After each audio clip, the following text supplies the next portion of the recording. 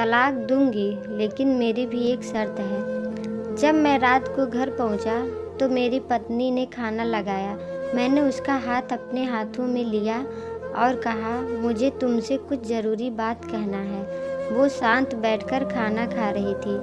उसकी आंखों में कुछ दर्द सा साफ नज़र आ रहा था। अचानक मुझे नहीं पता कैसे कहूँ, मगर मुझे उससे बताना ही था। मैंने बड़ी शांति से कहा, मुझे तलाक चाहिए। लगा जैसे उसे मेरे शब्दों से कुछ फ़र्क नहीं पड़ा, बल्कि उसने मुझसे पूछा क्यों तलाक चाहिए। मैंने उससे सवाल को अनसुना किया तो उसे गुस्सा आ गया। उसने चम्मच उठाकर फेंक दिया और ज़ोर से चिल्लाई, तुम इंसान नहीं हो।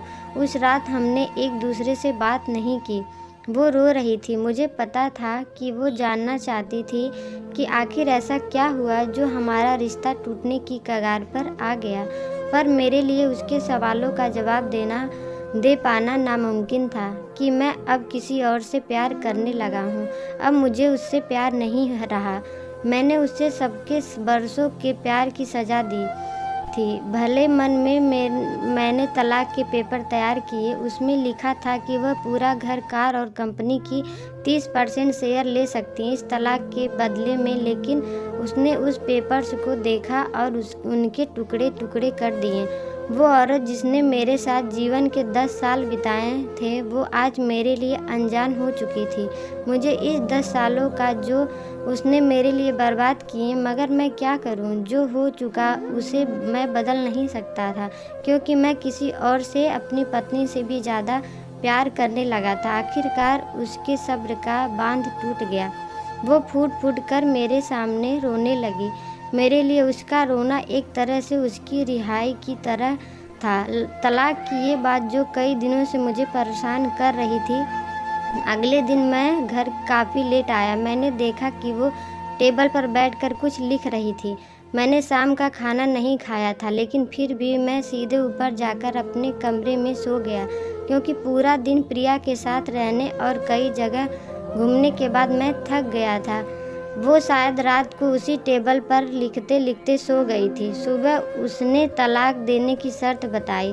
उसे सिर्फ तलाक से पहले 1 महीने का समय चाहिए था। उसने आग्रह किया कि इस 1 महीने में हम दोनों वही पुराना वाला जीवन जिए तथा संभव हो सके, क्योंकि आने वाले महीने में हमारे बेटी की परीक्षा है। मुझे भी यह ठीक लगा, मगर वो कुछ और भी चाहती थी। जैसे शादी के दिन मैं उसे उठाकर अपने शयन कक्ष तक ले गया था, उसी तरह हर रोज़ 1 महीने तक मैं उसे शयन कक्ष से उठाकर मुख्य द्वार तक ले आऊं। मुझे लगा यह पागलपन है, मगर इस आखिरी दिनों को थोड़ा अच्छा बनाने के लिए मैंने उसकी यह शर्त स्वीकार कर ली। मैंने प्रिया को अपनी पत्नी की सभी शर्तें बताई।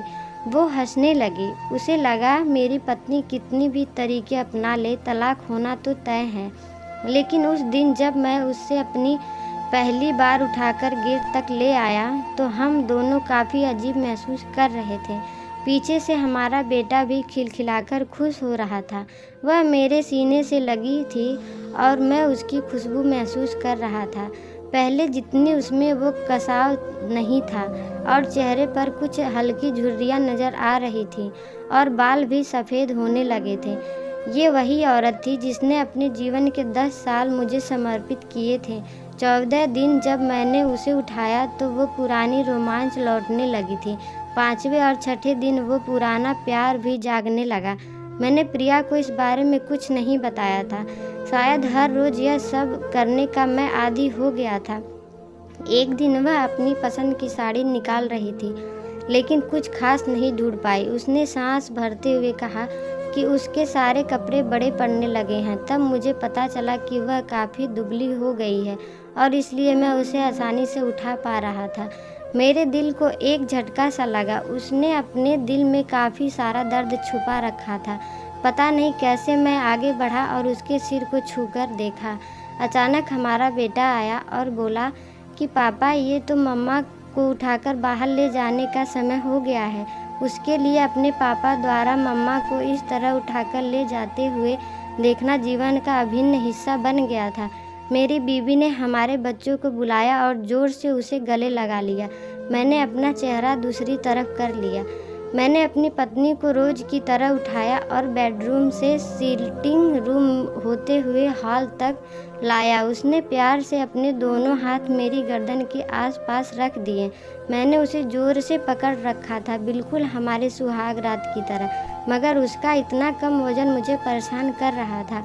महीने के आखिरी दिन जब मैंने उसे उठाया तो मेरे लिए एकदम भी चल पाना मुश्किल हो रहा था। हमारा बेटा स्कूल जा चुका था। मैं अपनी कार से ऑफिस गया और कार से कूदकर बाहर आ गया। बिना कार को लॉक किए मुझे डर था कि अब एक पल भी देरी मेरा इरादा बदल देगी। मैं ऊपर गया। प्रिया ने दरवाज़ा खोला और मैंने उससे कहा, सॉरी प्रिया, अब मैं अपनी पत्नी से तलाक नहीं लेना चाहता। उसने मुझे देखा और मेरे सिर पर हाथ फेंक कर कहा, तुम्हें बुखार तो नहीं? मैंने उसका हाथ हटाया और कहा, सॉरी प्रिया, अब मुझे अपनी पत्नी से तलाक नहीं चाहिए। हमारी शादीशुदा ज़िंदगी शायद हम दोनों के ध्यान न देने की वजह से बोरिंग हो गई थी।